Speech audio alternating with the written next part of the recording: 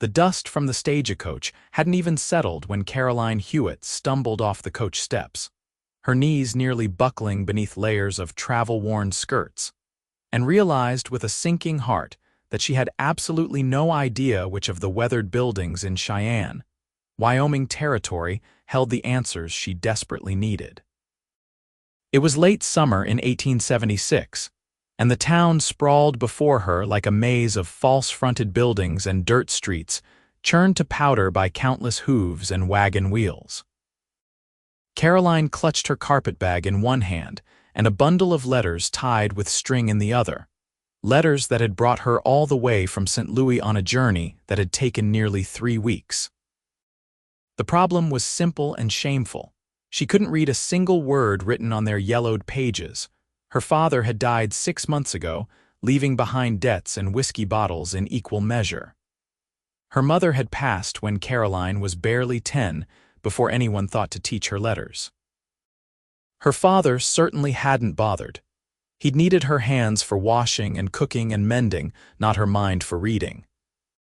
Now, at 22 years old, Caroline had discovered these letters hidden in a tin box under her father's bed, along with a deed to property somewhere in this territory, and a photograph of a stern-looking woman she'd never seen before.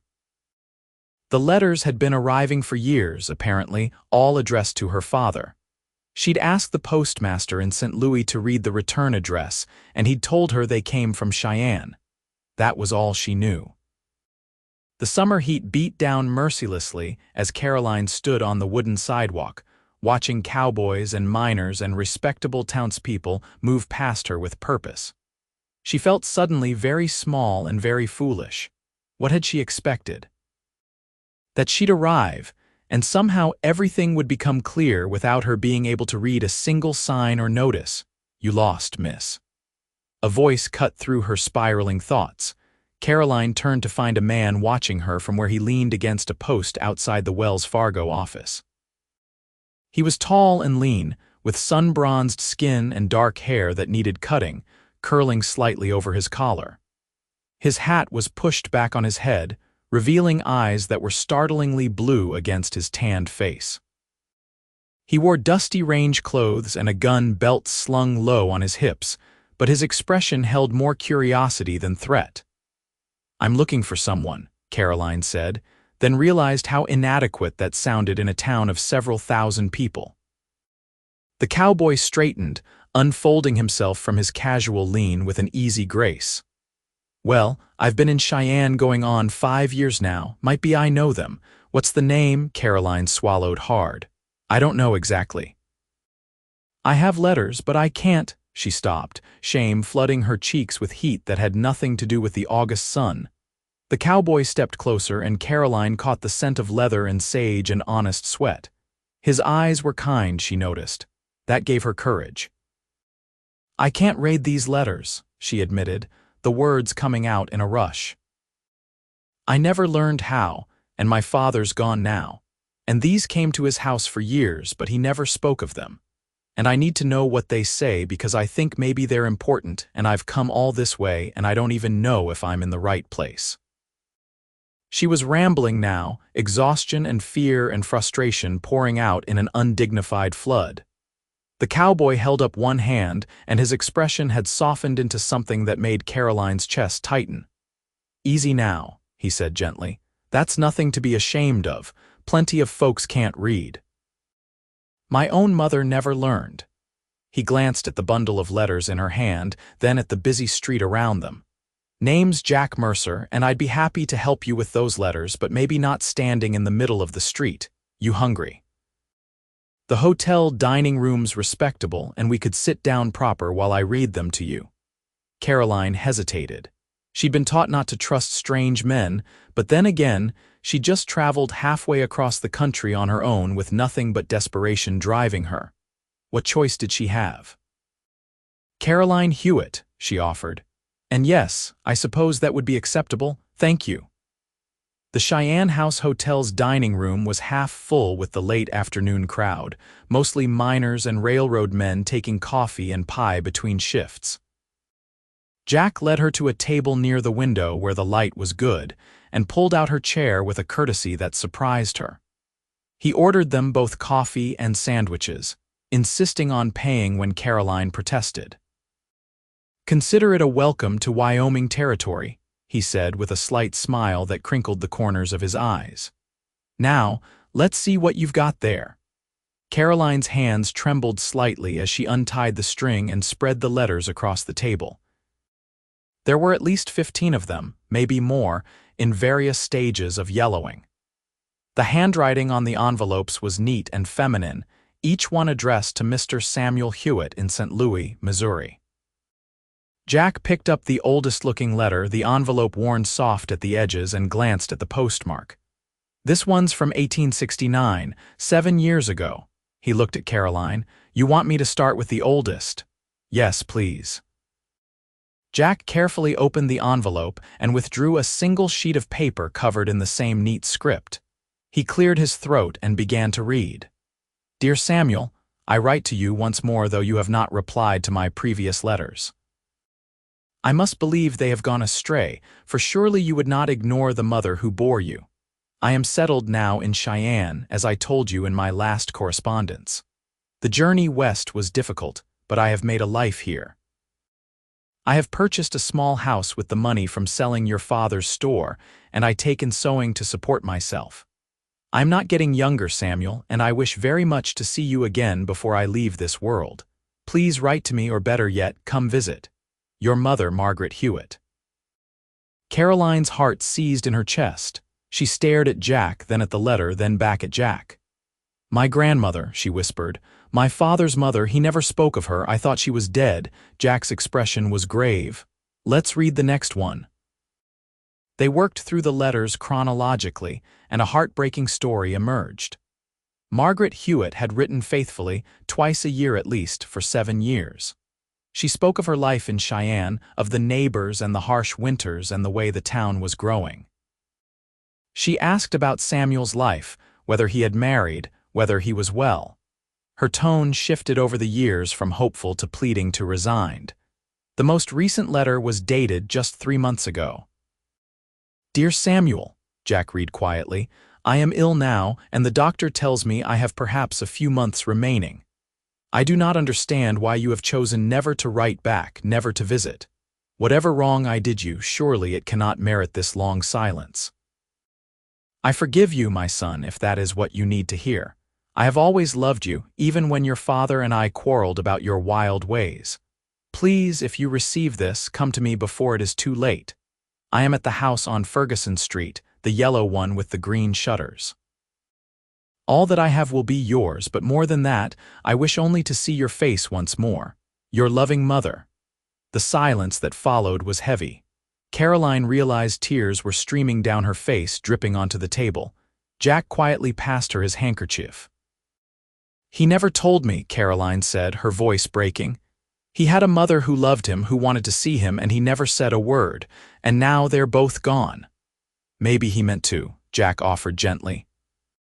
"Maybe he kept putting it off, thinking he'd do it next year, and then time ran out." Caroline wiped her eyes, anger beginning to burn through the grief. "He was a drunk and a coward. He could have brought me here years ago. I could have known her." She looked at Jack with sudden desperation. "Is she still alive? That letter was 3 months ago." Jack's expression was answer enough, but he said it anyway. "I'm sorry, Miss Hewitt. Margaret Hewitt passed on about 6 weeks ago. I knew her a little, actually. She did sewing work for some of the ranchers, including the outfit I work for.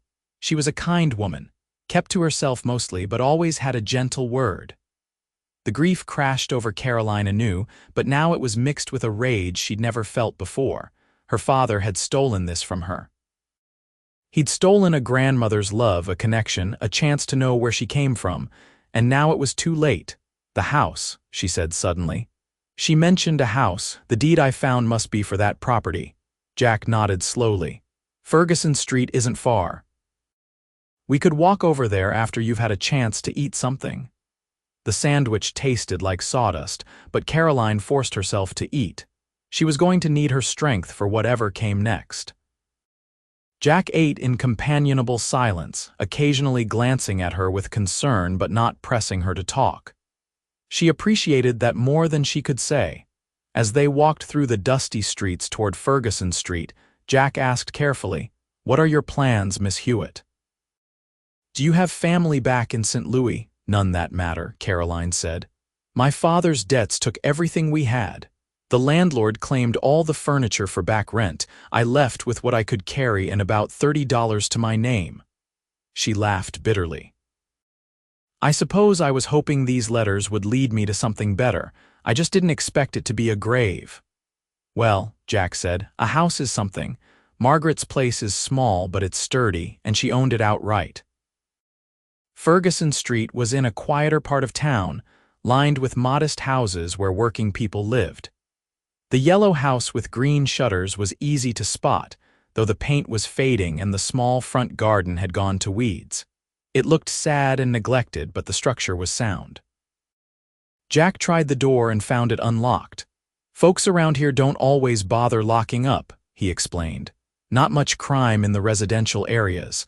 Inside, the house was dim and dusty but tidy. Margaret Hewitt had clearly kept her space with care until the end.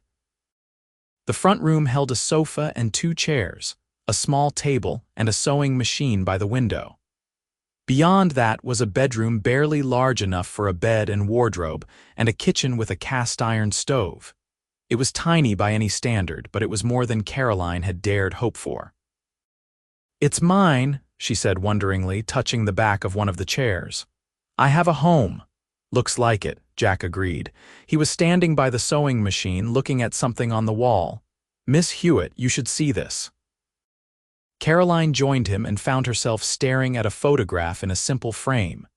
It showed a younger Margaret Hewitt, probably in her 30s, standing beside a man who must have been Caroline's grandfather.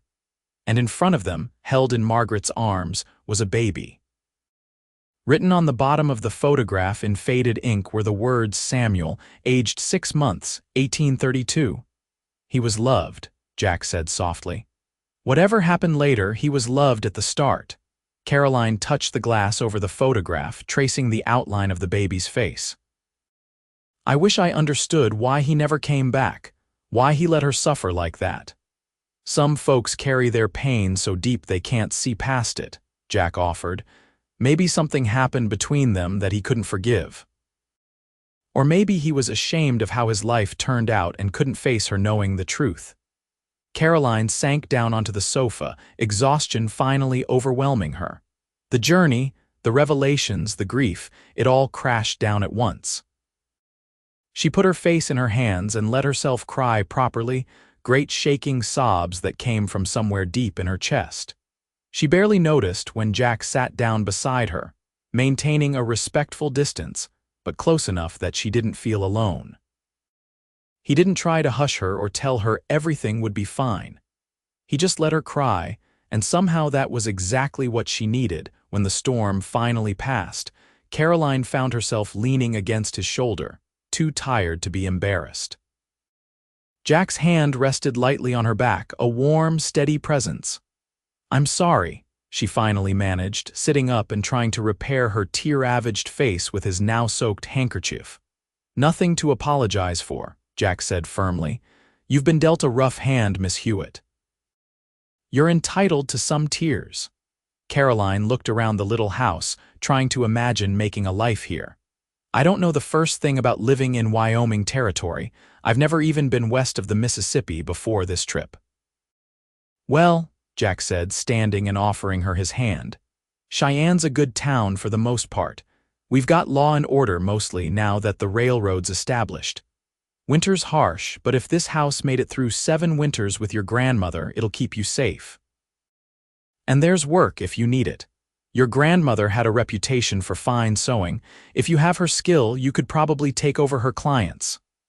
"I can sew," Caroline admitted. "That much my father did teach me, or at least I learned by necessity. I've been mending and altering for neighbors since I was 12. There you go, then."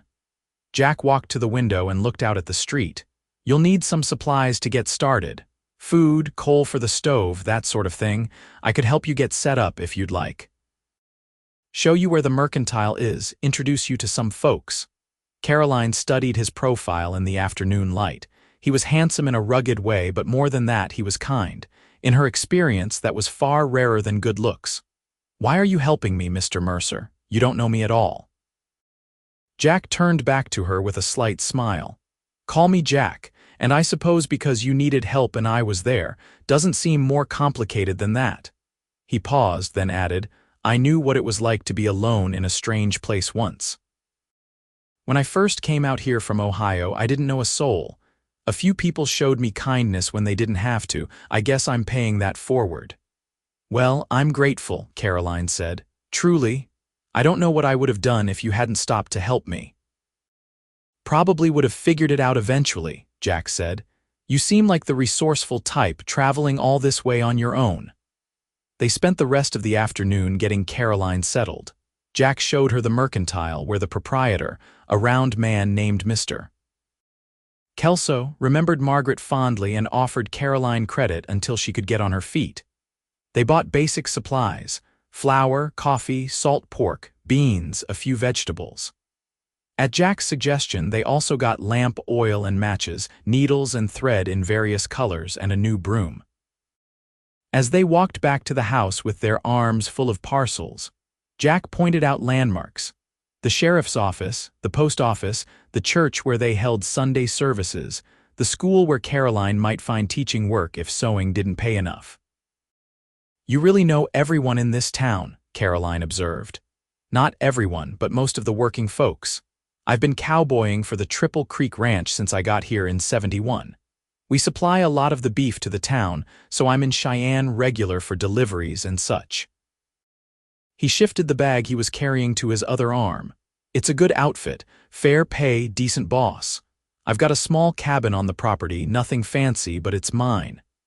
Caroline heard something in his voice when he said that, a quiet pride. "That matters to you, having something of your own." "More than about anything else," Jack admitted. "I grew up with nothing. My father died in the war when I was 10, and my mother and I barely scraped by. When I was 15, I lit out west to make something of myself. Took a long time, but I'm getting there. I've got some money saved, and in a few more years, I'm hoping to buy my own piece of land. Start a small ranch of my own." "That sounds like a good dream," Caroline said softly. They reached the house, and Jack helped her carry everything inside. He showed her how to work the cast-iron stove, which was more ornery than the one she'd used back in St. Louis, and made sure she knew how to light the lamps properly. As dusk began to settle over Cheyenne, he finally prepared to take his leave. "I should head back to the ranch before it gets full dark," he said, settling his hat on his head. "But if you need anything, you can leave word at the mercantile or the sheriff's office. I'm in town most Saturdays." Caroline walked him to the door, suddenly reluctant to see him go. The house felt very empty and quiet with just her in it. "Thank you again, Jack, for everything. I don't know how I'll ever repay your kindness." "Don't need repaying," Jack said. He paused on the threshold, looking like he wanted to say something more. Finally, he just tipped his hat. "Welcome to Cheyenne, Miss Hewitt. I hope it treats you well." Caroline watched from the doorway as he walked down the street, his long stride eating up the distance until he disappeared around a corner. Then she was alone, truly alone, in a strange town in a strange territory with nothing but her wits and a house that smelled like lavender and old grief. She spent that first evening going through her grandmother's things, trying to know the woman she'd never met through the objects she'd left behind. There wasn't much, but each item told a story. The sewing basket was well organized, full of neat spools of thread and carefully sorted buttons. The kitchen cupboards held mismatched but serviceable dishes. In the bedroom wardrobe, Caroline found 3 simple dresses, a Sunday coat, and a hat box containing letters. More letters. Caroline's heart sank, but she carefully carried them to the table and lit extra lamps. These weren't addressed to anyone. They were drafts, apparently, letters Margaret had written but perhaps never sent. Caroline arranged them carefully, wishing desperately that she could read them herself rather than having to rely on someone else. The next morning, Caroline woke in her grandmother's bed, disoriented until memory came flooding back.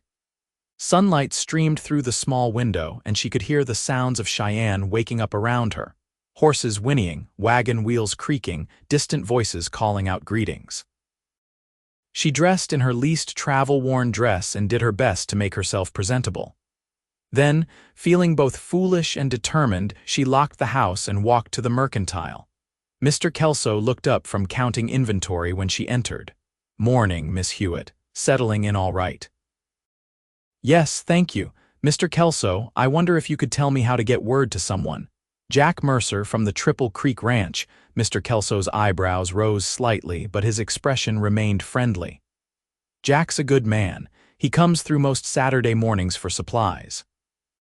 "That's tomorrow, so he'll likely be around. Anything urgent?" "No, not urgent," Caroline said quickly, feeling her cheeks heat. "I just found some more letters at the house, and I was hoping he might help me raid them." Understanding dawned on Mr. Kelso's face. "Ah, I see. Well, Jack's reliable as the sunrise. He'll be here tomorrow, I'd wager. Usually around mid-morning." Caroline thanked him and spent the rest of the day cleaning the house from top to bottom, washing windows and scrubbing floors and beating dust out of curtains until her arms ached. The work felt good, purposeful. It made the space feel more like hers and less like she was trespassing in a dead woman's home. Saturday morning found her restless and anxious, watching the street from her front window more than she cared to admit. Sure enough, just before 10 o'clock, she spotted Jack riding down the main street on a rangy bay horse, leading a pack mule. Caroline grabbed the bundle of letters and hurried toward the mercantile, trying not to look like she was rushing. She arrived just as Jack was tying his horse to the hitching rail outside. "Miss Hewitt," he said, touching his hat brim. His surprise looked genuine but pleased. "Didn't expect to see you so soon. Everything all right at the house?" "Yes, fine. I found more letters, though. Personal ones, I think, that my grandmother wrote. I was hoping you might have time to read them to me." Caroline held up the bundle. "I understand if you're too busy. You've already done so much." Jack glanced at the mercantile, then back at her. "I need to pick up some things for the ranch, but that won't take long. How about we meet at the hotel dining room in an hour? We can have lunch and go through those letters properly." An hour later, Caroline found herself once again seated across from Jack at a table by the window. The dining room was busier on Saturday, full of ranch hands and miners with money to spend on a hot meal. Jack ordered them both stew and fresh bread, and Caroline gratefully accepted the coffee that arrived steaming in thick mugs. "All right," Jack said, accepting the bundle of letters. "Let's see what we've got." The first letter made Caroline's throat tighten. It was dated 2 months before Margaret's death, and it was addressed to no one, just headed "To my unknown grandchildren, if any exist." Jack read carefully, his voice steady but soft. "I write this knowing I may never send it, knowing I may never meet you. But I find I need to say these things, even if only the walls ever hear them. I do not know if my son Samuel married, if he had children, if there are grandchildren somewhere in the world carrying my blood in their veins. He never answered my letters, never came to visit, never told me anything of his life after he left home at 18. Jack paused, glancing at Caroline. She nodded for him to continue. "I do not know what I did to drive him away. His father and I were strict, perhaps too strict. We expected much of him and forgave little. When Samuel began drinking and gambling, his father said things that cannot be unsaid, cast him out of the house with harsh words and harder heart. I did not stop him. That is my great sin, my great regret. I did not stop my husband from turning our son out into the world with nothing but anger to sustain him. By the time I understood my mistake, my husband was dead and Samuel was gone. I have written and written, year after year, hoping he might forgive me. But he never has, and now I am dying, and I suppose I never will know if there are grandchildren somewhere who might have loved me, who I might have loved in return." Jack's voice had grown rough. He cleared his throat. "If you exist, unknown grandchildren, know this. I would have loved you fiercely. I would have told you stories and made you cookies and mended your torn clothes and held you when you cried. I would have been better for you than I was for your father. We all deserve a second chance to get love right, but it seems I will not receive mine. Still, I hope Samuel found happiness somewhere, somehow. I hope he loved and was loved. I hope he knew joy, even if he could not share it with me. Your unknown grandmother, Margaret. Tears were streaming down Caroline's face again, and she saw that Jack's eyes had gone suspiciously bright as well. She loved him, Caroline whispered. Even after everything, she loved him. Families are complicated, Jack said quietly, love and hurt all tangled up together. They read through the rest of the letters, each one a piece of Margaret's heart laid bare on paper. She wrote about her regrets, her loneliness, her small joys in Cheyenne. She wrote about the customers she sewed for, the neighbors who looked in on her, the long Wyoming winters when the snow piled high, and she felt like the only person left in the world. And she wrote about hoping, always hoping, that Samuel might one day walk through her door and let her say the words she'd never said when it mattered. I'm sorry. I love you. Please forgive me. By the time they finished, Caroline felt wrung out but also, strangely, more at peace. She was a good woman who made mistakes, she said. Just like most people, I suppose. That's about the measure of it, Jack agreed. He folded the last letter carefully and handed the bundle back to her. What will you do with these? Keep them, Caroline said immediately. They're all I have of her. I'll never be able to read them myself, but maybe someday. She trailed off, not sure how to finish that thought. You could learn, you know, Jack said. To read, I mean, it's not too late. Caroline looked at him in surprise. I'm 22 years old. So. I learned to read when I was 17. My mother taught herself at 40.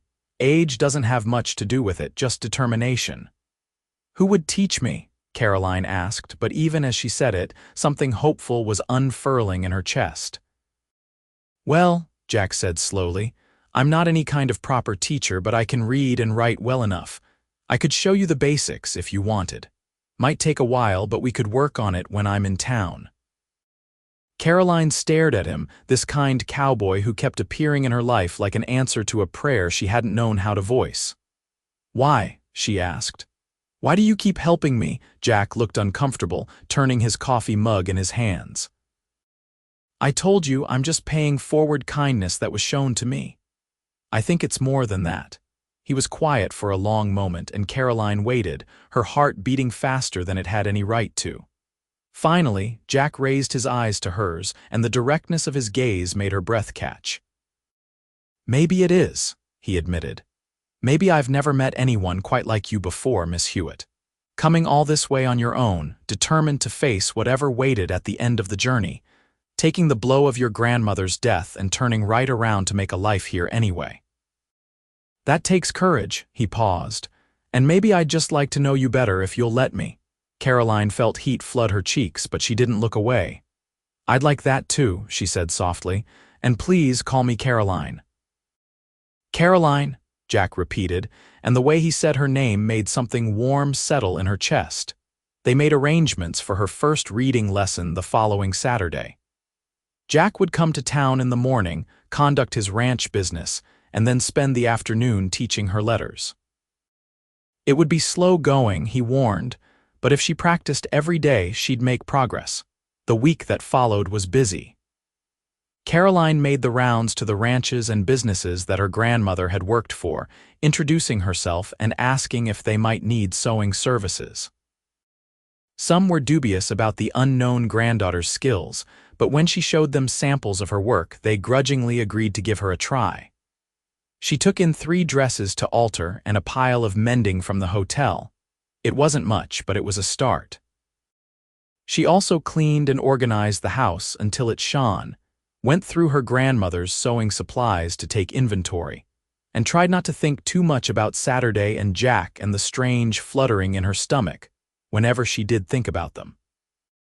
When Saturday finally arrived, Caroline had her grandmother's slate and chalk ready on the table, along with coffee and some cookies she'd attempted with varying success. Jack arrived promptly at noon, hat in hand, looking freshly washed and slightly nervous himself. Ready to learn your letters? He asked with a smile. They started with the alphabet, Jack carefully drawing each letter on the slate and having Caroline copy them. His patience seemed limitless as she struggled with the unfamiliar shapes, her hand unused to forming them precisely. When she grew frustrated, he'd tell her stories about his own learning process, the mistakes he'd made, the time it had taken. "Reading's not natural to humans," he explained. "We have to teach our brains to see those marks as sounds and those sounds as meaning. It's hard work, but you're doing fine." After 2 hours of practice, Caroline's hand was cramping and her head was spinning with letters. Jack suggested they take a break and walk around town a bit. As they strolled down Ferguson Street toward the main thoroughfare, Jack pointed out shop signs and street names, telling her what each one said. "That's an M at the start of Mercantile," he said. "Like the M in Margaret. And your name, Caroline, starts with a C, which looks like a little curved cup." Caroline tried to fix it in her mind, to make the letters mean something beyond abstract shapes. It was harder than she'd imagined, but also more exciting. Each small breakthrough felt like unlocking a door. Over the following weeks, a pattern developed. Jack would come to town every Saturday without fail, and they'd spend hours working on reading and writing. Between visits, Caroline practiced religiously, copying out the alphabet until her fingers ached, trying to sound out simple words using the rules Jack had taught her.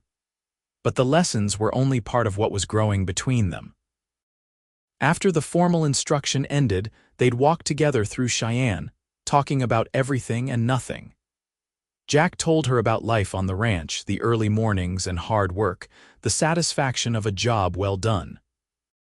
He spoke about his dreams of owning land, raising cattle and horses, building something lasting. Caroline shared her own stories, painting pictures of life in St. Louis, the narrow apartment she'd shared with her father, the odd jobs she'd taken to keep them fed. She told him about the books she'd seen in shop windows and wondered about, the newspapers she'd watched other people read on the streetcars, the vast world of written words that had always been just out of her reach. "Soon it won't be," Jack promised. "You're learning faster than I did, honestly. Another few months and you'll be reading on your own." As summer faded into autumn, Caroline's sewing business grew steadily. She'd proven her skill and word spread through the community. She was making enough to pay her bills and even save a little.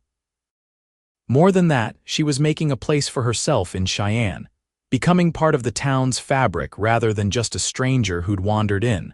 But the best part of her new life, if she was honest with herself, was the Saturdays with Jack. Somewhere along the way, the reading lessons had become an excuse as much as a purpose. They both knew it, dancing around the obvious truth that they simply wanted to spend time together. It was late October when Jack finally put words to what had been building between them for 3 months. They were sitting on Caroline's front porch, wrapped in coats against the evening chill, watching the sun set in a blaze of orange and pink over the distant mountains. "Caroline," Jack said, his voice unusually serious, "I need to tell you something." She turned to look at him, and her heart jumped at the intensity in his blue eyes. "I've been courting you," he said bluntly. "Maybe you already knew that, but I wanted to say it plain. These Saturdays, they're the best part of my week. I think about you constantly. When I see something pretty, a good horse or a hawk flying or the way the light hits the grass, I want to show you. When something funny happens at the ranch, you're who I want to tell. And when I imagine my future, that piece of land I want to buy and build on, you're there in that picture. You're in every picture now." Caroline's throat was tight, but she managed to whisper, "Jack. I know I'm just a cowboy with more dreams than dollars," he continued, the words coming faster now. "And you're a woman who's had to fight for everything you've got. I don't have much to offer yet. But I'm hardworking and honest, and I love you, Caroline. I've loved you since that first day when you stood on the street looking lost and brave at the same time, and I've loved you more every day since." "Jack," Caroline said again, but this time she was smiling, tears spilling down her cheeks. "You foolish, wonderful man, I love you too. I've been afraid to say it because it seemed too soon, too fast. But it's true. You're the best man I've ever known." Jack let out a breath that was half laugh, half relief. Then he was pulling her into his arms, and Caroline went willingly, burying her face against his chest and feeling his heart hammering beneath her cheek.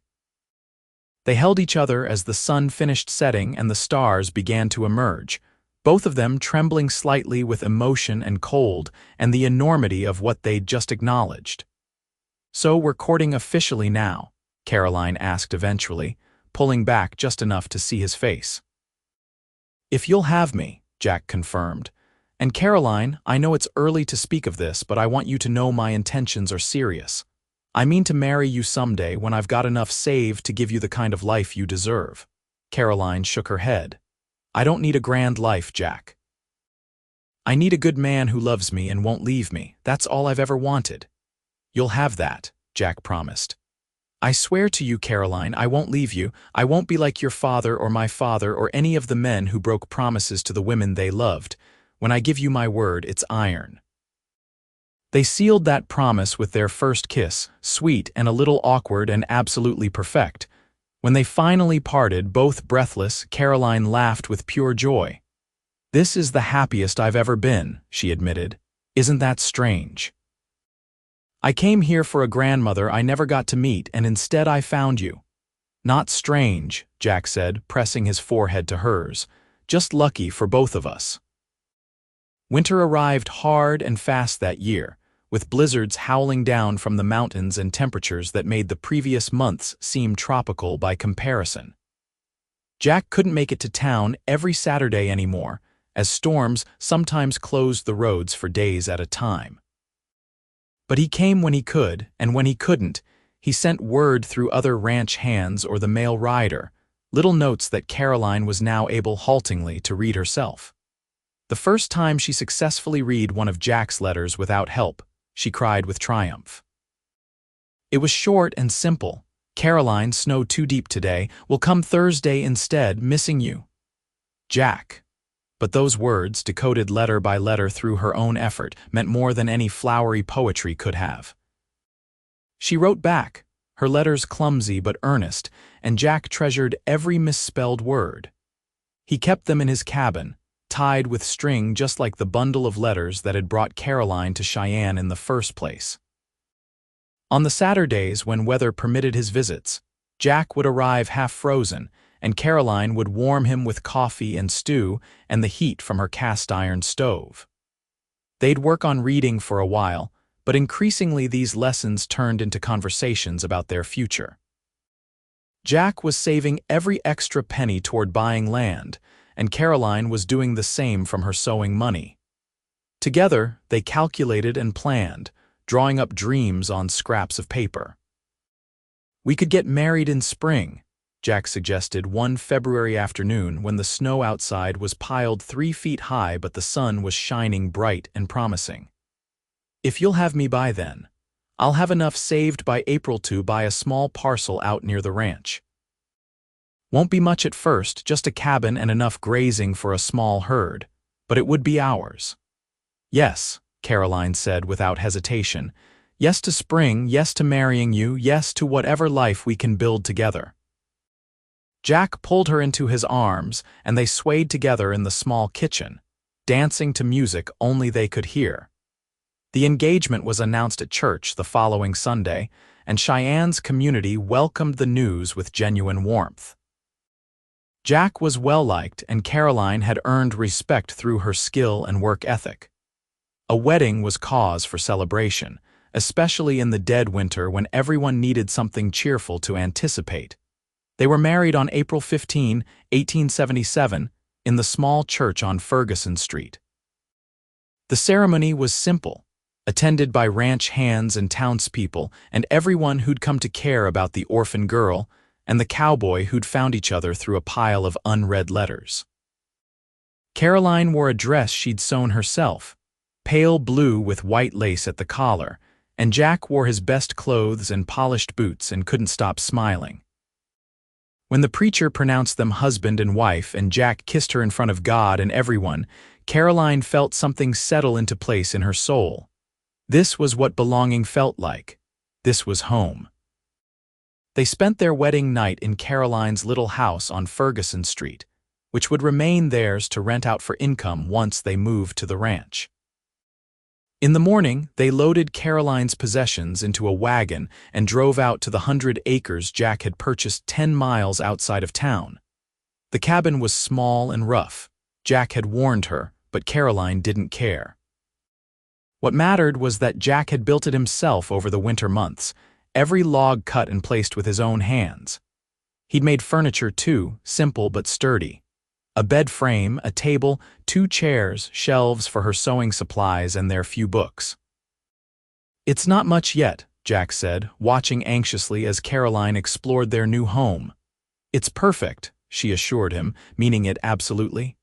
"It's ours, Jack, that makes it perfect."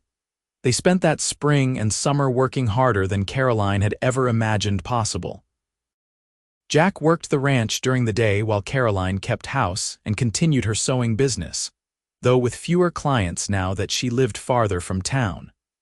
She also learned ranch work, helping Jack with the small herd of cattle he was building, learning to ride and rope and brand.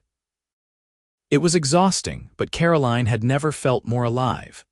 She fell into bed each night bone-tired and woke each morning to find Jack beside her, his arm draped over her waist, his breath warm on her neck. They were building something together, and every fence post driven and calf birthed and garden row planted was proof of their combined effort and love. By their first anniversary, Caroline was pregnant. The news terrified and thrilled them both in equal measure. Jack became almost comically protective, trying to prevent Caroline from doing any heavy work, which she firmly rejected. "Women have been having babies since the beginning of time while doing hard work," she told him tartly. "I'm not made of glass." Their son was born in February of 1878, during a blizzard that prevented the doctor from reaching their cabin. Jack delivered the baby himself, with Caroline coaching him through her labor pains, both of them scared senseless but determined. When the baby finally emerged, squalling and perfect, Jack cut the cord with shaking hands and placed their son on Caroline's chest, and they both wept. They named him Samuel, after Caroline's father, because despite everything, that man had given Caroline life, and those letters had ultimately led her to Jack. It seemed right to honor that, to redeem the name with a new generation. Sam was followed 2 years later by Margaret, named for the grandmother Caroline had never known but whose words and love had been passed down through those letters. And 3 years after that came Alice, born on a hot summer day when the prairie grass was gold and the sky stretched endless and blue. Life on the ranch was never easy, but it was good. Jack expanded their herd year by year, building a reputation for quality cattle and fair dealing. Caroline's sewing business continued on a smaller scale, mostly work for neighboring ranches and special orders from town. But her real joy was in her family, in the children who filled their cabin with noise and love and sticky fingerprints on every surface. She taught them all to read from the earliest age, determined that her children would never feel the helplessness she'd experienced standing on that Cheyenne street, unable to decipher a single word. Jack helped, making lessons into games and adventures. By the time Sam was 6, he could read better than Caroline had at twice that age on quiet evenings when the children were asleep and the ranch was peaceful. Jack and Caroline would sit on their porch and watch the sun set over their land. Sometimes they'd read together from the newspaper or a book ordered from back east. Sometimes they'd just talk, planning and dreaming and reminiscing. "Do you ever think about that first day?" Caroline asked one evening when they'd been married 8 years. "When I stumbled off that stagecoach completely lost. All the time," Jack admitted, pulling her closer against his side. "Best day of my life meeting you. Well, second best. Our wedding day might edge it out. Third best," Caroline corrected with a smile. "The day Sam was born is first." "Fair point. All right, top 5 best days, meeting you included." They were quiet for a moment, comfortable in the silence. Then Caroline said softly, "I wish my grandmother could have met you, met the children. She would have loved them so much." "I think she does know," Jack said. "Somehow." And I think she's happy that her letters brought you here to me, to this life. Caroline thought about those letters, kept carefully in a tin box on a shelf inside. She could read them herself now, all of them, though it still took her time to work through the longer passages. She'd read them to the children sometimes, telling them about the great-grandmother they'd never met, but who'd loved them before they were born. Those letters were a gift, Caroline said. Even though they hurt at the time, even though I'll never stop wishing I could have known her. They gave me this. She gestured at the ranch, the cabin, the land stretching out around them. They gave me you. No, Jack corrected gently. Your courage gave you this. Those letters were just paper and ink until you decided to do something about them. You could have stayed in St. Louis. You could have sold that deed without ever coming west. But you got on that stagecoach and traveled into the unknown because you needed answers. That bravery, Caroline, that's what gave you this life. We gave each other this life, Caroline said firmly. That's the truth of it. We chose each other and we worked for it and we built it together. That's the best truth I know, Jack agreed and kissed the top of her head. Years rolled past like the seasons, each one bringing changes and challenges and joys. The children grew. Sam tall and serious like his father, Margaret fierce and loving, Alice dreamy and artistic. The ranch prospered enough that they were able to build a larger house, though they kept the original cabin for sentiment and practical use during calving season. Jack's hair started showing silver at the temples, and lines formed around Caroline's eyes from squinting into the sun and laughing at her children's antics. They were no longer the young couple who'd married in that Cheyenne church, but something better. Partners who'd weathered storms together and come out stronger. On their 20th anniversary, Jack surprised Caroline with a gift. It was a book, beautifully bound, and when she opened it, she found her grandmother's letters carefully copied out in Jack's neat handwriting, along with notes explaining the context of each one. I thought someday you might want to share these with the grandchildren, Jack explained, slightly embarrassed by the effort he'd clearly put into the project.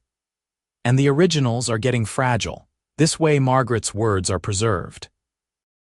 Caroline couldn't speak through her tears, so she just held the book to her chest and then held Jack, pouring her gratitude and love into the embrace. Sam married at 23, bringing home a smart, kind woman named Elizabeth who fit into the family like she'd always been there. Margaret took over more of the ranch work, proving herself as capable as any cowhand Jack employed. Alice surprised everyone by moving to Denver to study art, returning for long visits that filled the house with her infectious energy and paintings that captured the stark beauty of Wyoming in ways that made Caroline's heart ache. The grandchildren came, as Caroline had known they would. Sam and Elizabeth's boy first, another Samuel to carry the name forward. Then Margaret's children, born to her and the quiet, steady rancher she'd married. Alice remained unmarried and childless, declaring herself perfectly content with her art and her independence, and Caroline supported her fully, remembering what it was like to forge your own path against expectations. On their 30th anniversary, Jack and Caroline traveled back to Cheyenne, something they did less frequently now that others ran most of the ranch operations. They visited Ferguson Street and found the little yellow house with green shutters still standing, now home to a young family who kept flowers in the front garden. They walked to the cemetery on the hill where Margaret Hewitt was buried. Caroline had placed a headstone there years ago, simple but heartfelt. Margaret Hewitt, beloved grandmother, though we never met. Your words brought me home. I wish you could have known her, Caroline said, laying fresh flowers on the grave. I feel like I did in a way, Jack replied. Through you, through her letters. She lives on in you, Caroline, in your strength and your capacity for love and the way you never gave up on finding out the truth. They stood together in the afternoon sun, hands clasped, honoring the woman whose loneliness and longing had inadvertently created their entire life together. That evening, they had dinner at the Cheyenne House Hotel, the same place where Jack had first read Margaret's letters aloud to a desperate, illiterate young woman. The dining room had been renovated since then, fancier now as Cheyenne grew into a proper city. But the window table was still there, and they requested it specifically. Over roast beef and potatoes, they reminisced, tracing the path that had brought them from that desperate first meeting to this moment of contentment and completion. "If you could go back," Jack asked, "knowing what waited at the end of all those letters, would you still get on that stagecoach?" Caroline didn't hesitate. "Every time. 1,000 times, because it led to you, to our children, to the life we built. All of it was worth the pain of learning she'd died, worth the grief and the struggle. I'd do it all again just to have this." "Good," Jack said with satisfaction, "because I'd do it all again too. Stand on that street corner, read those letters, spend every Saturday teaching you to read and falling more in love with you each time. Best decision I ever made, stopping to help you that day. Best decision I ever made, admitting I couldn't read and asking for help," Caroline countered. "Pride could have stopped me. I could have pretended I'd handle it myself, walked away from you. Thank God I didn't." They clicked their glasses together, toasting the twists of fate and choices that had brought them together, toasting Margaret, whose unfulfilled longing had set everything in motion, toasting the life they'd made from grief and hope and stubborn determination. As they left the hotel that night, walking through streets lit now by electric lamps, Caroline paused. She looked up at the stars, the same stars that had watched over her that first terrified, hopeful night in Cheyenne. "Thank you," she whispered, not sure if she was talking to her grandmother or God or the universe itself. "Thank you for the letters, for the pain that led to joy, for bringing me to exactly where I needed to be." Jack wrapped his arm around her shoulders, and together they walked through the city that had been the beginning of everything, content in the knowledge that their story, which had started with words Caroline couldn't read, had become a love letter more beautiful than any that could be written. They returned to the ranch the next day, to children and grandchildren and the land they'd worked into prosperity. Life continued its steady roll, seasons changing, cattle growing, family expanding. Caroline's hair went white, and Jack's body grew stiff with old age and hard work, but their love never diminished. If anything, it deepened, the way canyons deepen over time, carved by the steady flow of water. On Caroline's 65th birthday, surrounded by 3 children, 8 grandchildren, and 2 great-grandchildren, with Jack's weathered hand in hers, she thought back to that lost, grieving girl who'd stepped off a stagecoach with nothing but a bundle of unreadable letters and desperate hope. She'd learned to read those letters eventually, every word. But more importantly, she'd learned to read Jack's heart, her children's needs, the language of the land they'd claimed as home. She'd learned that sometimes the words you can't read are the ones that save you, forcing you to reach out, to trust, to let someone in. "What are you thinking about?" Jack asked, catching her distant expression. "How far we've come," Caroline said simply. "How those letters I couldn't read led me to a life more full of love than I ever imagined possible." "You led yourself here," Jack insisted, as he always did when she gave too much credit to chance. "You and your courage and your open heart."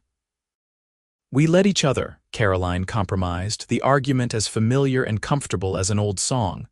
"And now here we are." "Here we are," Jack agreed, raising his glass, "and I wouldn't change a single thing." The party continued around them, multiple generations of the life they'd built together, and Caroline silently thanked her grandmother one more time for writing those letters, for holding on to hope even in loneliness, for loving a son who never returned that love but whose daughter had found it waiting in an unexpected place.